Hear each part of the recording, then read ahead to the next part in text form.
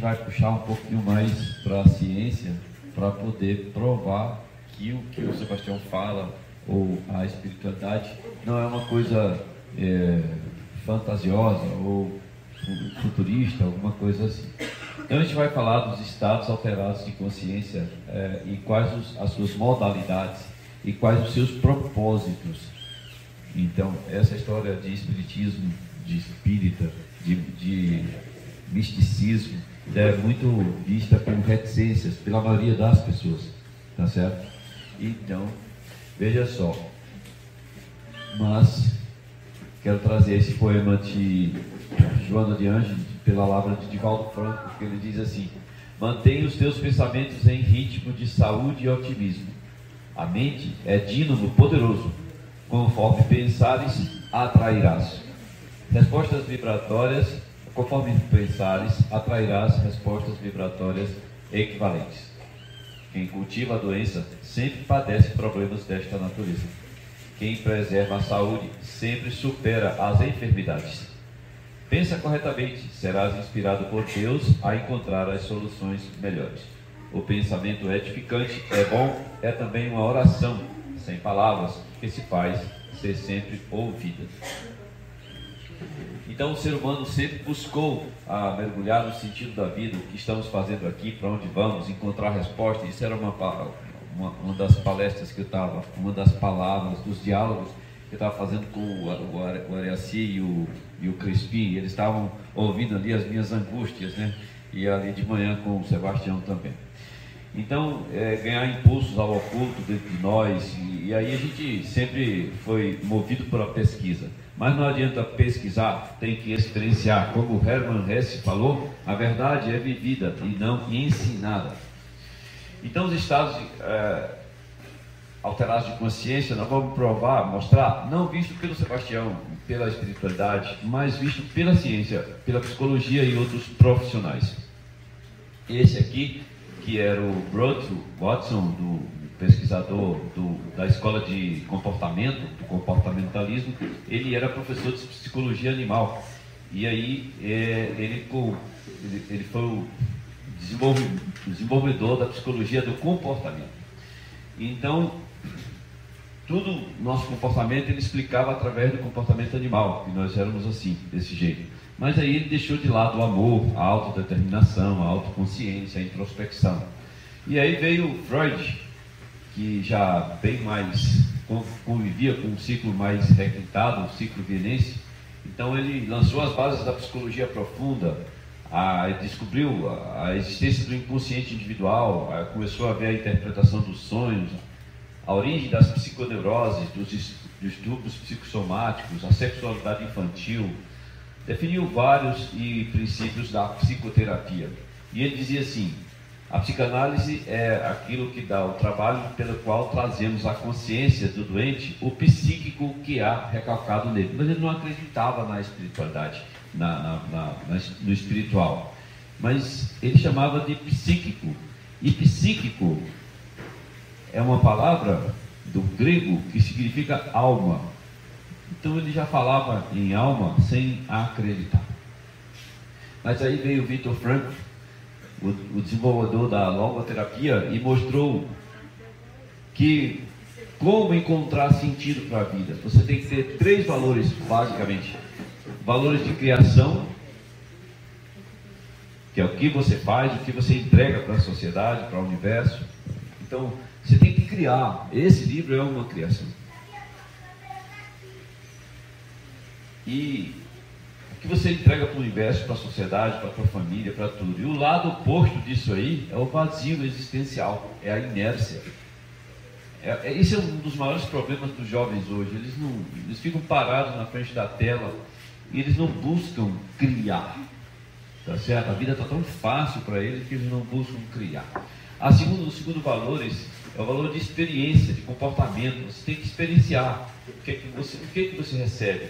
O que você aprende do mundo, da família, da sociedade, dos seus relacionamentos. Você tem que perder o medo de errar. Quantas vezes eu já veio discutir com o Sebastião, com o Crispim, ou com o Ariaci, e eles me provam: Jonas, é assim, é assado, você pode refletir dessa forma. E eu refaço as minhas ideias. Você tem que ter medo de errar, mas tem que experienciar. Você tem que ir lá e expor suas ideias, senão você não consegue saber se elas estão certas ou erradas. E às vezes o colega vai mostrar para você que você está errado. Ou às vezes o contrário. O Sebastião, ele já refez a ideia dele uma vez ao vivo numa live comigo. Ele assumiu na frente de todo mundo para a internet. Ele falou uma coisa, depois ele disse, não, eu estava errado. É desse jeito aqui como o João está falando. Isso não tem nada. Absolutamente não tira pedaço nenhum. Então, se você não experienciar, se você não treinar, se você não repetir, não conhecer, não estudar, fica muito difícil. Terceiro valor é atitude. Você tem que ter ação. E aí você tem que você tem que executar, acionar aqui o corpo das vontades. Eu falava que vontade era uma coisa, é uma força intrínseca nossa, mas o Sebastião fala que é um corpo sutil. Então nós temos a capacidade de encontrar sentido para a vida. Temos que experienciar, porque nós possuímos, segundo Pietro Baldi, o desejo inato de ser, de vir a ser.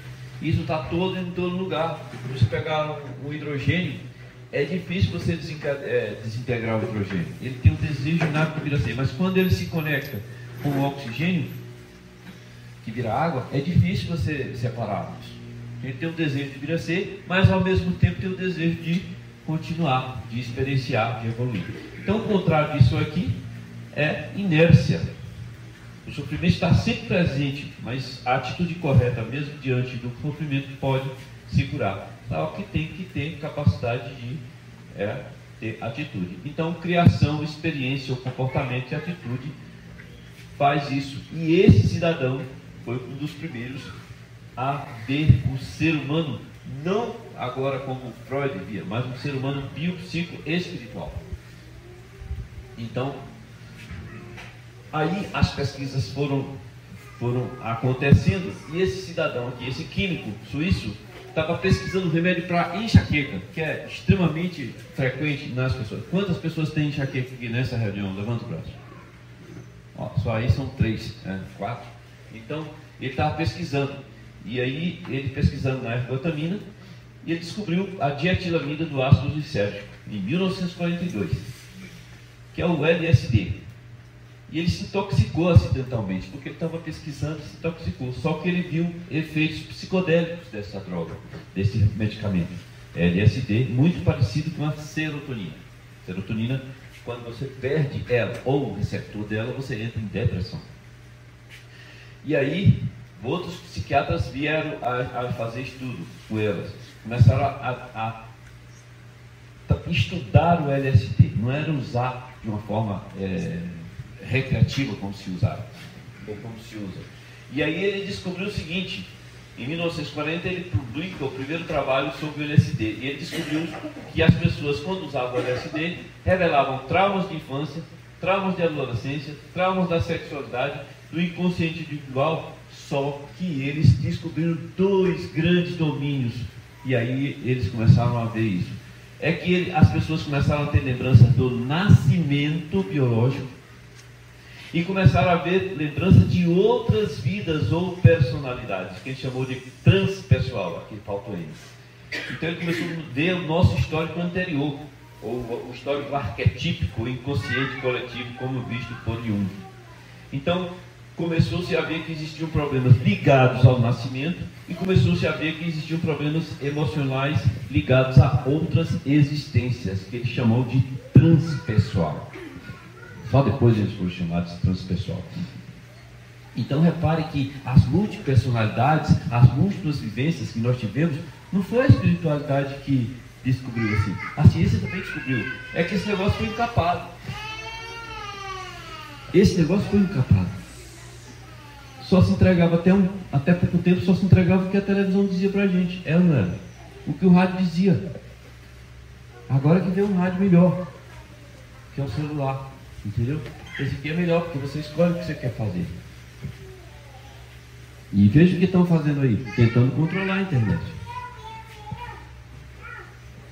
Controla a internet, não, para evitar de fake news. Não vai evitar a verdade. Vai, entra nessa, tá vendo? E Maslow e Sutis, esse cidadão aqui, ele pesquisou em 1960 estados em comum de consciência com sessões psicodélicas com LSD. E aí eles descobriram, entraram em experiências que eles chamaram de místicas espontâneas, descobriram que deixaram a dimensão espiritual da psique humana. Eles descobriram, rapaz, o espiritismo, o espiritualismo existe, nós deixamos de fora isso aqui. E aí começou-se o renascimento pelas filosofias espirituais do Oriente, começou o renascimento pelas tradições místicas, começaram a ir atrás da meditação, da consciência cósmica, dos fenômenos de transe, da criatividade, da inspiração religiosa, os livros que eram inspirados, ok? Então começaram a voltar esse interesse por isso, a ciência que estava provando isso, tá certo? E aí, no ano que eu vim para essa terra, que foi em 1967, no estado, em Menlo Park, na Califórnia, que é uma cidade, Stanislaw Grof, um psiquiatra também, James Fetman, esses outros aqui, em várias reuniões, aceitaram a sugestão do Grof, que escreveu esse livro Respiração Holotrópica, vou falar daqui a pouco, e mostraram e criaram essa disciplina de psicologia transpessoal, onde você vai atrás das suas outras dimensões, as outras vivências, as outras personalidades. Agora, quantos psicólogos transpessoal tem? Pouquíssimos. A própria psicologia não quer isso aí, tá certo? Então, chamou-se esse termo transpessoal para substituir transhumanista, porque vai além do ser humano atual que nós somos. Então, gente, o LSD não é essa droga doida que as pessoas acham, essa droga malvada, louca. Não. O LSD foi usado várias vezes para tratar viciados em álcool e em drogas, em criminosos com psicopatias, porque esses psicopatas geralmente incorporam vivências anteriores que foram muito ruins, e eles tratavam disso, desvios sexuais, dor crônicas, problema emocional, insônia, medo patológico da morte, depressão e câncer. Por quê? Porque eles provocavam estados incomuns de consciência. Tá? Eu não estou dizendo para vocês usar LSD não, pelo amor de Deus. Então esse cidadão, esse psiquiatra tcheco da República Tcheca, Stanislaw Grof, lança esse livro Respiração Holotrópica, porque o LSD foi proibido, tá? Por uso indevido, tá? E aí ele começou a estudar a respiração, focou na respiração que ele chamou de holotrópica. E aí ele falou, e ele descobriu que era um método poderoso, que era autoexplorativo, é você com você mesmo. E ele combinava a técnica de respiração acelerada, ele criava um estado de respiração acelerada, onde você promovia uma alcalinização do seu corpo, com música evocativa, trabalho corporal específico, e ele levava você a um estado incomum de consciência, mas com um extraordinário poder. Aí vocês colocam aqui, autocurativo. Era essa supervisão cuidadosa que ele tinha, ajudava as pessoas a se autoliberar dos seus bloqueios bioenergéticos e emocionais. Autoexplorativo, tá? Autocura. Isso lembra para vocês do que a moça disse ontem aqui, né? Esse livro é um livro de levar a autocura, não é isso? E aí ele propôs uma nova visão do mundo, que possibilitasse o desenvolvimento da consciência em nível coletivo, para que a gente tenha um novo caminho para a evolução de todos nós, seres humanos. E ele diz assim, ainda não conheci um americano europeu que, tendo uma experiência profunda dos domínios transcendentais, continuou com a visão do mundo da ciência materialista ocidental. Estava conversando com o meu guru ali, eu queria atingir um estado transcendental, e a minha esposa você fica procurando essa coisa, um dia você vai se quebrar. Ele sempre queria sentir, ela dizia isso. Não, eu quero atingir um estado consciente, transcendental de consciência, né? Entendeu? Eu não quero simplesmente entrar e ficar inconsciente e falar bobagem. Não, eu quero atingir uma forma consciente e com o propósito de quê? De autocurar, porque nós todos temos esses traumas. E aí ele propôs uma revisão da psicologia, da psiquiatria e da psicoterapia. Imagina, ele foi colocado de lado. é o renegado da ciência, entendeu? Ele está aqui por causa da internet, por causa da revolução da internet. Aquilo que eu estava falando para o meu amigo Edgar, que ele vinha com essas angústias aí, depois eu quero até que ele fale isso. E eu falei, ó, vai vir todas essas revoluções, mas a primeira foi a revolução da internet, da informação. A primeira foi a revolução da internet, da informação. Você tem acesso ao que você quer. Entendeu? Tem gente querendo bloquear isso aqui. E aí ele propôs a revisão da psicologia, da psiquiatria e da psicoterapia. E eu, enxerido, vou botar o ponto no ponto, proponho também não só a revisão disso aqui, mas do reiki, da constelação familiar, da hipnose, do teta healing, da homeopatia, da acupuntura, da psicologia, e todas as terapias que trabalham com energia. A terapia do Ariaci, o jeito que ele faz. Então, nós todos temos que ter isso. Por quê? Porque foi a ciência que provou.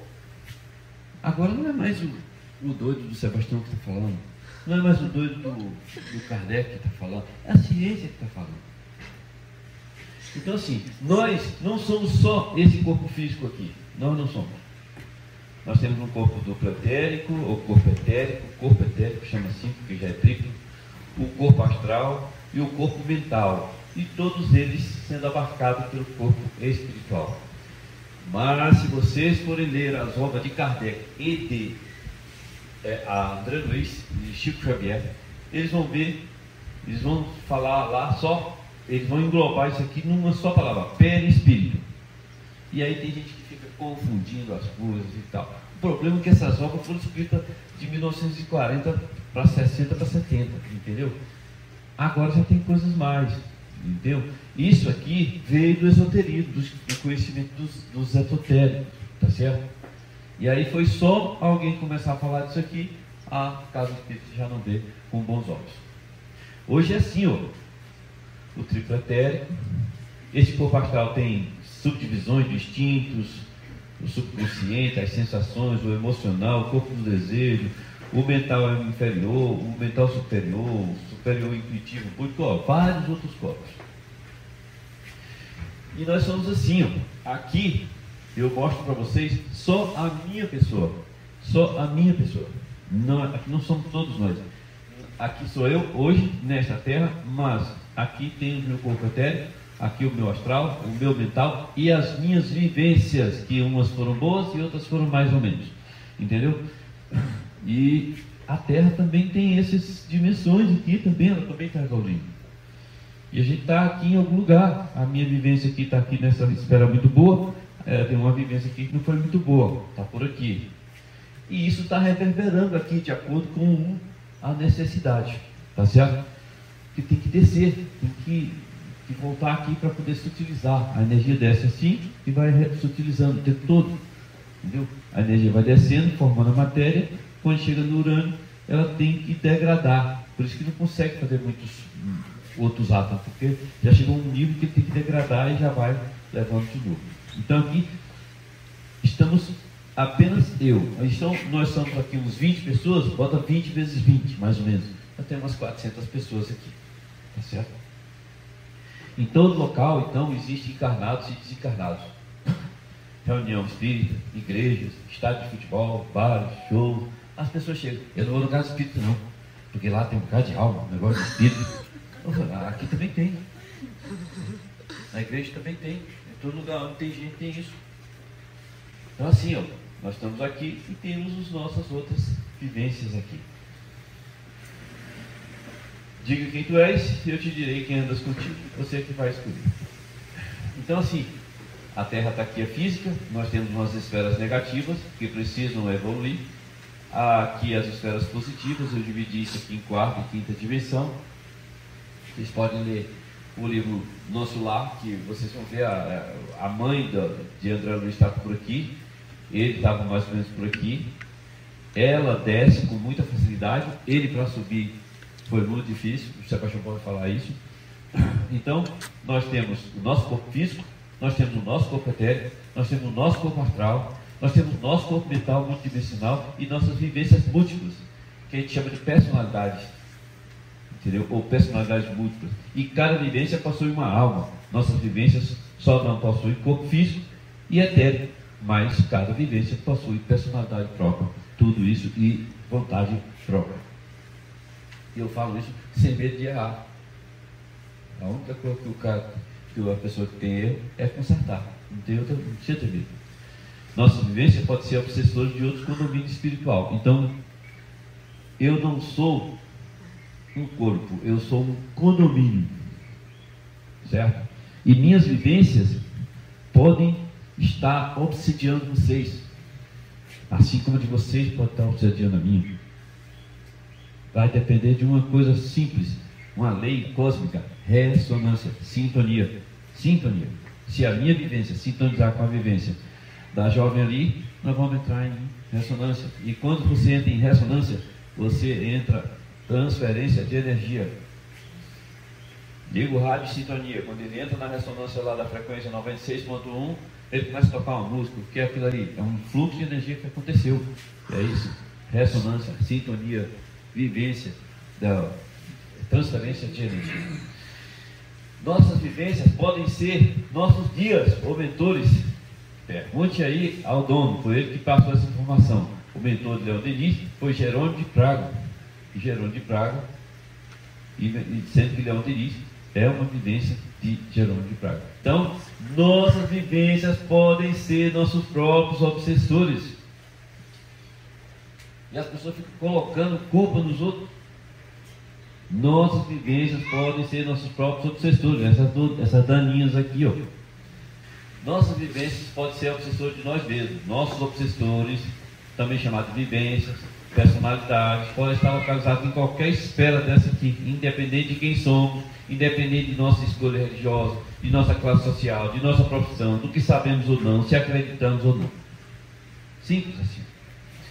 Nossas multivivências se relacionam com outras vivências de outros condomínios espirituais. Por quê? Porque elas podem ter tido uma relação familiar de pai e filho, irmãos, colegas de trabalho, marido e esposa, assassino e assassinado, professor e aluno, ladrão e pessoa roubada. Depende apenas da sintonia, da ressonância, da afinidade. Vocês vão ver aqui. Todo profissional terapeuta deveria levar em conta essas informações e acrescentá-las em seu método de trabalho.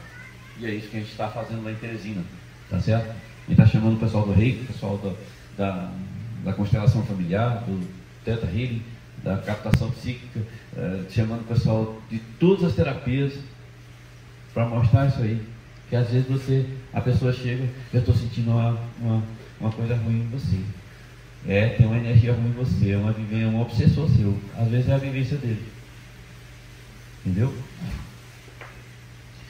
E eu diria, todas as pessoas deveriam levar em conta essas informações e acrescentá-las em seu modo de viver e de proceder. Ou seja, mude a você e você mudará os outros.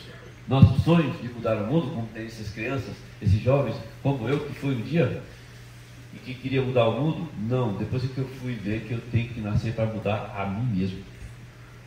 Então nenhuma vivência vai fazer por ti o que você terá que fazer. Nenhuma vivência vai fazer por ti o que você tem que fazer. As vivências de alta frequência são nossos guias ou mentores. Eles estão aí para instruir e ajudar pelo amor. Agora, as nossas vivências de baixa frequência, que provavelmente são nossos obsessores, estão aqui também para nos corrigir, para nos ensinar a construir o que não construímos. E dessa vez é por outro método, pela dor. E é assim que nós somos, sem dúvida nenhuma. Qualquer modelo de análise de terapia deve pesquisar, analisar e tratar o ser humano integral. Quer dizer, o ser humano biológico, físico, com seu desenvolvimento, com seus traumas desta vida. Mas não podemos esquecer de que qualquer modelo de análise de terapia deve pesquisar, analisar e tratar o ser humano integral, com lembranças do seu nascimento e com o nosso trauma dessa vida, do nível transpessoal, são as relações, as nossas vivências anteriores e suas relações com as vivências dos outros condomínios. E aí, é por isso que eu pesquiso e quero mostrar e quero atingir um estado transcendental de consciência. Eu quero entrar em contato com minhas outras vivências. E aí é que o termo que eu acho mais correto hoje é estado holotrópico de consciência, viu, Ariaci? Por quê? Porque o estado holotrópico significa holo, do grego todo, tropin é mover-se em direção ao todo. Então eu quero mover-me em direção ao meu todo. Eu quero atingir o estado holotrópico de consciência. Entendeu? Quer dizer, eu já atingi sem querer. Quando você atinge sem querer, não é muito bom não. Os xamãs fazem isso, o hinduísmo faz isso, o judaísmo, o taoísmo, o islamismo, a umbanda, o cristianismo, as casas espíritas, todos eles fazem isso. O estado holotrópico de consciência. O querer, eu quero. Agora eu quero saber é para quê? Por quê e para que isso serve? E já vou logo dar a resposta. A autocura. E por isso que nós somos tão escarrados. Porque a gente chega e diz, ó, você não precisa de ninguém para fazer isso, você precisa só de você. A gente ensina a se libertar. Esse é que é o grande problema. Então o único objetivo de qualquer profissional que trabalha como terapeuta é curar. Mas curar pode levar tempo. E as pessoas às vezes recebem uma vez, não cura e não acredita. Ah não, eu fui lá. Bom, a coisa que cura rápido é um tiro de 38 na tua testa. Você cura rápido da tua vida. Morre na mesma hora. Mas não é assim, tá? Então o educador, gente, é um curandeiro. Nós estamos aqui nos autocurando. O escritor é um curandeiro. Os profissionais da lei, da música, da dança são curandeiros. O advogado é um curandeiro, o juiz é um curandeiro. Se não tivesse juiz, você ia transgredir toda hora a lei. Certo? E os políticos deveriam ser curandeiros, mas infelizmente não são. Todos nós somos curandeiros. Então nós temos que explorar o potencial interno, curativo, transformador e evolutivo dos estados holotrópicos de consciência. Você pode chamar alterados, incomum, transcendental, pode ser qualquer coisa. O contato com outras dimensões de nossa psique e da nossa consciência, o contato com outras consciências pode nos levar à autocura. Então, nós somos uma linha evolutiva que começou com as grandes formações de hidrogênio, tá certo? E aí os hidrogênios começaram a formar as estrelas, e aí começou até chegar à Terra, e nós ainda estamos evoluindo, passando por todos os reinos até lá. Então, os estados holotrópicos de consciência têm um forte potencial terapêutico, mas infelizmente sempre houve uma resistência acadêmica. E Hahnemann disse que a única nobre missão do médico é de curar, ato que consiste em restabelecer a saúde do indivíduo. E acrescentando ponto ao ponto, a única nobre missão do médico e de qualquer terapeuta, ou de qualquer casa espírita, ou de qualquer profissional é curar. As sociedades antigas já sabiam do poder de cura da respiração. Quase todo o sistema psicoespiritual, voltado para a compreensão da natureza, considera a respiração como um elo essencial entre o mundo material e a psique, ou seja, a alma ou o espírito. E aí os termos foram usados em todas as civilizações, no prana, do hindu. Respirar o prana é o ar, que é o oxigênio em si, e a essência sagrada. O ti é a essência cósmica, é a energia da vida, é o ar natural que respiramos para dentro do pulmão, mas é uma essência também. Você leva a essência, você leva o prana para você. Por isso que eu fui ali com o Crispim, para além da luz, respirar o ar. Porque além do ar, respirar o prana. O prana revive muito o corpo astral, restabelece, assim como a água restabelece o corpo emocional. O Ki do Japão, que é a importância nas práticas espirituais e nas artes marciais. O pneuma na Grécia significa ar ou sopro e também espírito ou essência da vida. O Fren tem dois significados. O Fren é o diafragma do músculo aqui, que é o principal, que respira, que a gente contrai o diafragma e a gente bota o ar lá para dentro. Por isso que eles falam que você tem que estufar a barriga e depois começar a respiração, porque quando você estufa a barriga, o diafragma contrai para baixo e puxa o ar para a terça parte mais inferior do pulmão, onde tem mais vasos arteriais. E aí você leva muito oxigênio e leva o prana. E o prem significa também mente em grego. Wak, ou wash, em hebraico antigo, é a respiração e o espírito criativo. Spiritus, em latim, é o sopro. Sopro e espírito. Espírito e sopro têm a mesma raiz linguística no eslovaco. No Havaí, o aloha, alo é presença, a, o sopro divino. Os Kaunas, guardiões do conhecimento secreto do Havaí, usam respiração para gerar energia espiritual. Então o Senhor formou o homem do pó, do solo, e soprou em suas narinas o sopro da vida. E o homem se tornou um ser vivente, assim diz na Bíblia. Então, o poder de cura da respiração, gente, é imenso, porque ele pode provocar mudanças profundas na consciência, que podem ser provocadas por hiperventilação ou retenção prolongada do ar. O que eu diria para vocês? Não vão reter ar não, pelo amor de Deus. É melhor hiperventilar. Muito melhor, tá certo? Há séculos sabe que é possível influenciar a consciência por meio da respiração, ou seja, você pode entrar em estado alterado de consciência com a respiração. Isso era a forma original no batismo, submerso em água, por um longo tempo, aí é por retenção do ar, mas era uma poderosa experiência de morte e renascimento. A gente estava falando isso aí hoje com o Crispim, com o Ariaci, e às vezes usar fumaça para sufocar, compressão da carótida. Não vão fazer isso, pelo amor de Deus, só hiperventila mesmo que é melhor. William Watkinson, que é conhecido como Yogi Ramacharaka, dizem que ele tinha muitos pseudônimos, como esses aqui, Magnus e Cogni, Theodore Sheldon, e um dos nomes dele é Yogi Ramacharaka, e ele que escreveu provavelmente o Kaivalyo. Ele escreveu esse livro aqui, ó, A Ciência do Yoga da Respiração. Muito bom, tem disponível na internet. Essas outras práticas, a Kundalini Yoga, a Siddha Yoga, a prática Sufi, a meditação budista, a meditação taoísta, a meditação 369 de Terra, o método Inhofe, que eu estava falando para uma senhora, tudo isso melhora porque eles usam o poder da cura da respiração. Então, o Grof, o Stanislav Grof, ele disse, nós chegamos à conclusão de que é suficiente respirar mais rapidamente, de modo mais eficaz que o comum, e com total concentração no processo, e aí nós confiamos na sabedoria intrínseca do corpo e seguir as dicas interiores.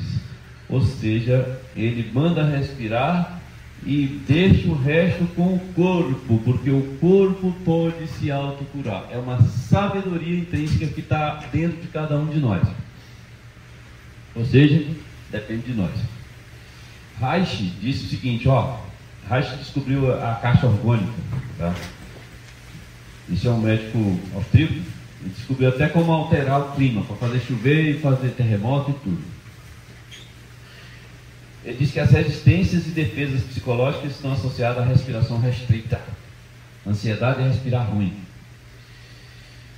Então, o Grof disse, o aumento deliberado do ritmo respiratório costuma enfraquecer as defesas psicológicas e leva à liberação de material inconsciente e superconsciente. Isto pode levar ao estado holotrópico de consciência, que pode te proporcionar autocura. Entre em estado holotrópico de consciência, você entra numa autocura, ou pelo menos numa possibilidade de autocura. Possibilidade. Então, como é que a gente atinge o estado holotrópico de consciência? Como é que a gente atinge os corpos sutis?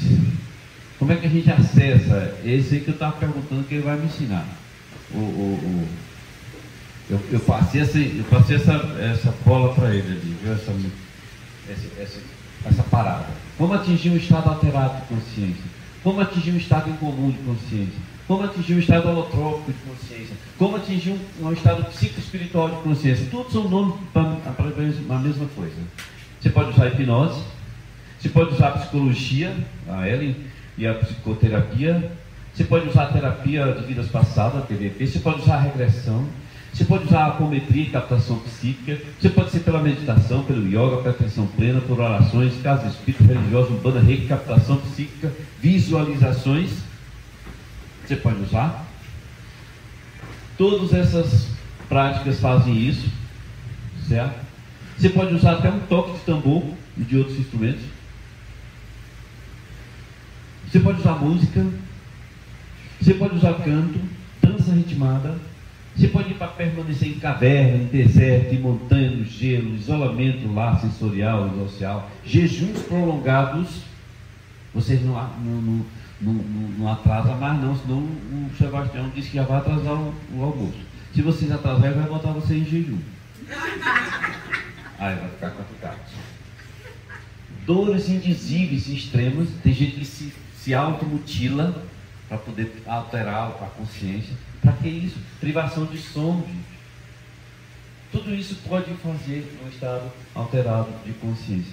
Mutilação corporal, sangramento intenso, gente. Tem gente que sangra. Uso de plantas psicodélicas pode ser muito eficaz, mas pode ser perigosa. Eu estava falando com o Cristina.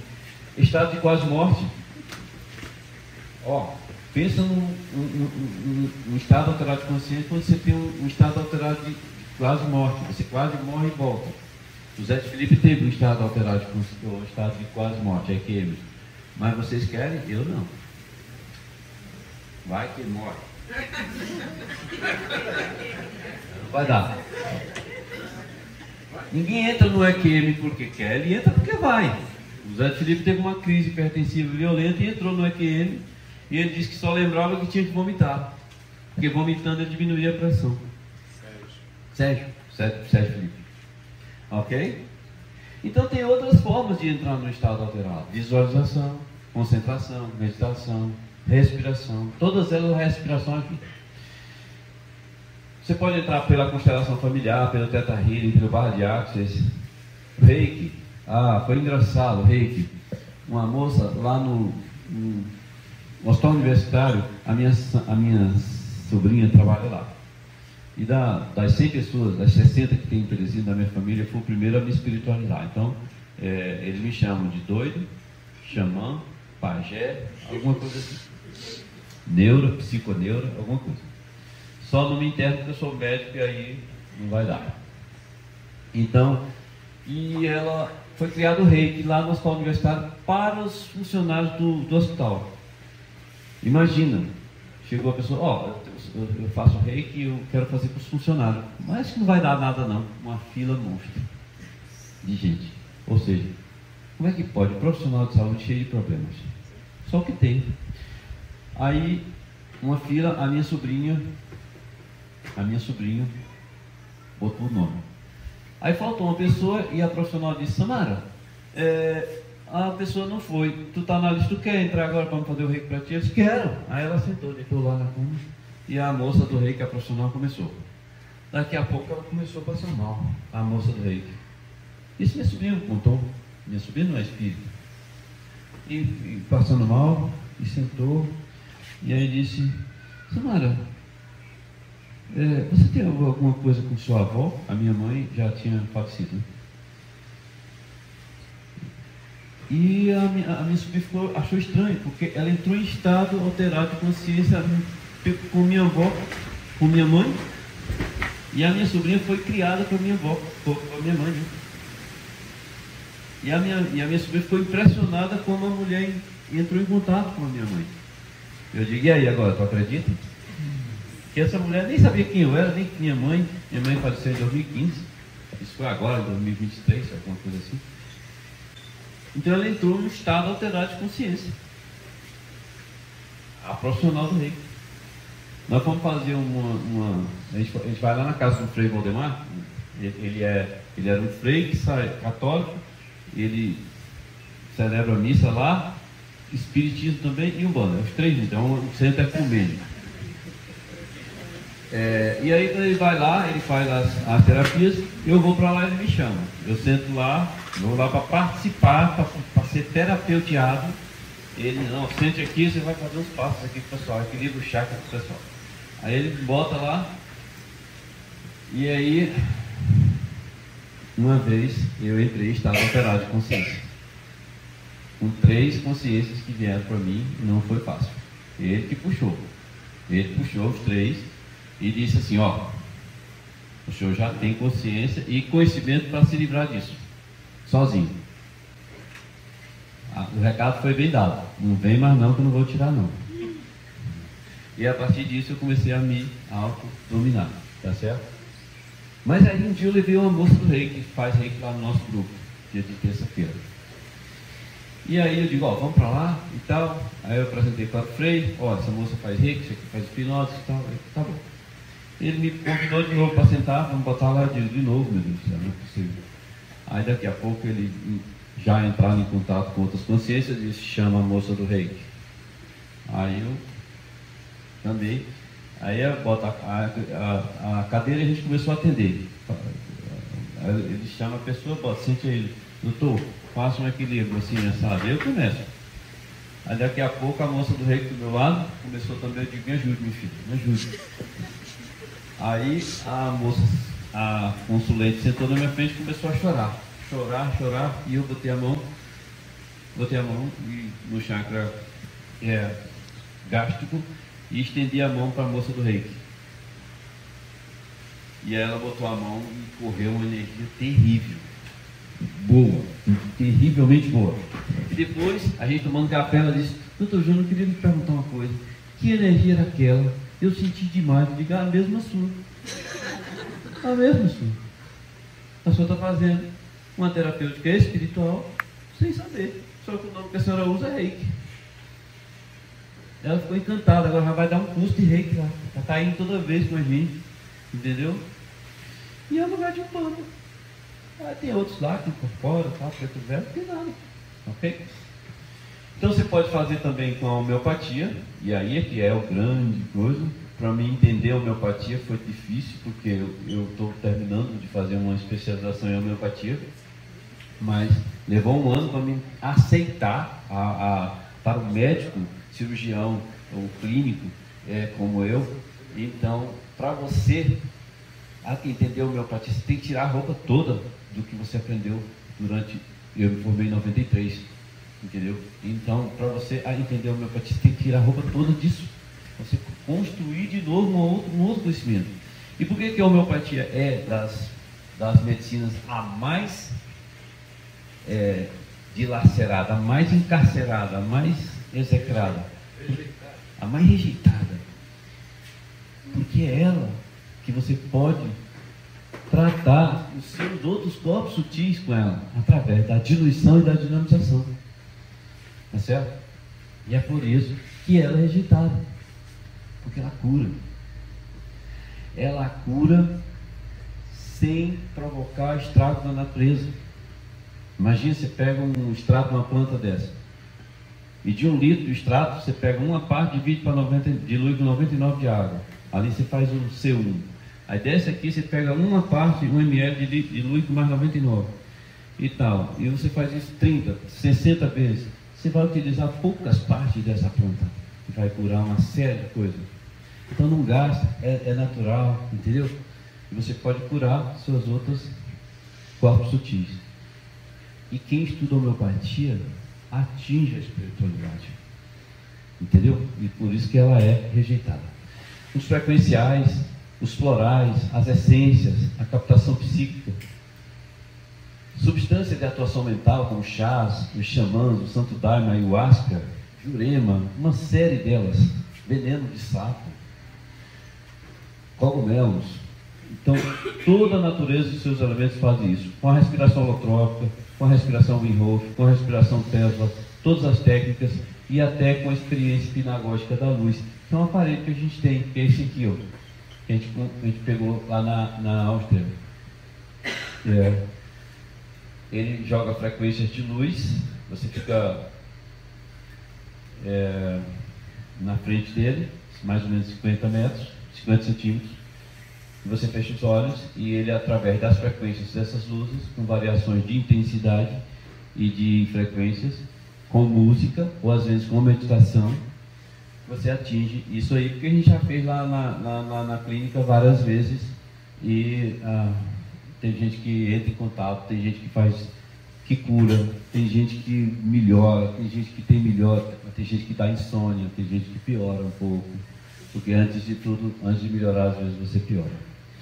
Então você pode fazer tudo isso com a respiração. Todas elas podem ser melhorada com a respiração. Então, entrar em estado alterado de consciência é uma condição, é uma característica do ser humano. Ela já foi descoberta cientificamente. Qualquer pessoa em qualquer local pode atingir. O método, o modo ou a maneira é que varia, tá certo? E aí o que temos que saber é para que e por que nós temos que atingir isso. Por uma simples razão: autocura. Possibilidades de autocura. Todos. E aí, nos nossos dias lá de terapias, nós possuímos diversas maneiras e já vimos desfile de vaidades, que o meu método melhor, que o seu, que aquele. Não, todos eles são bons. Todas essas maneiras a gente pode atingir os estados alterados de consciência, porque a gente desperta, a gente autoconhece, a gente evolui, a gente cura, mas a gente autocura. Todas elas podem ser potencializadas pela respiração. Mas nós precisamos tomar consciência de que fomos e de que somos enganados há milênios, porque a ciência não entrega toda a verdade. A medicina, que deveria dar os melhores e mais avançados tratamentos, não dão. Os políticos que gerenciam os órgãos gestores dos nossos recursos não nos oferecem as verdadeiras políticas voltadas para o ser humano. Muitas das religiões não nos entregaram nem entregam as verdades completas sobre a nossa história, da origem, do nosso destino, nossa verdadeira libertação. Determinados setores da justiça não nos ofertam a justa justiça. E por fim, a grande mídia, que reinou por muito tempo, que nos deveria informar verdadeiramente sobre todos esses setores acima, de forma investigativa e imparcial, não cumpre o seu papel. Quem não tenta ser imparcial não é verdadeiro, nem justo, e o contrário também é verdade. Se você não for verdadeiro, você não é imparcial e muito menos justo. Muita paz, muita luz.